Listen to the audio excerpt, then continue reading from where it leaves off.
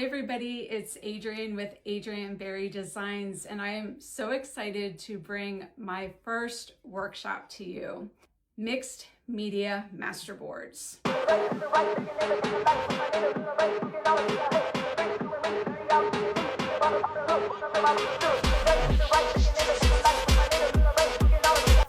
In this workshop, I'm going to show you all the supplies that you're going to need to make your masterboard, as well as all the different types of papers that you can use to build up a collage background.